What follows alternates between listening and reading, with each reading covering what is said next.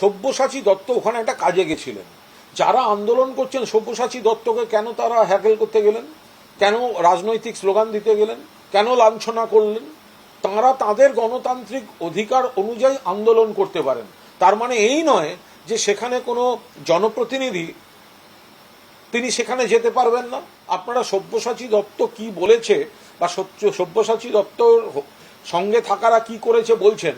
সব্যসাচী দত্ত তো পায়ে পা দিয়ে ঝগড়া করতে যায়নি, সব্যসাচী দত্ত তো তাদের তুলে দিতে যায়নি। সব্যসাচী দত্ত তার কাজে গেছিল, বেরোনোর সময় তারা সব্যসাচী দত্তকে চেস করেছে, তারা সব্যসাচী দত্তকে লাঞ্ছিত করেছে। তো সেখানে সব্যসাচী দত্ত যথেষ্ট সংযম। আমরা কেউ ফিরহাদ হাকিম, সব্যসাচী দত্ত বা তৃণমূলের কেউ কোনো অবস্থায় আপনাদের আন্দোলন, আপনাদের যন্ত্রণাকে ছোট করে দেখছে না, কেউ খাটো করছে না, কেউ অপমান করছে না। মমতা বন্দ্যোপাধ্যায় মানবিক অভিভাবকের মতো আপনাদের যন্ত্রণাটা দেখছেন।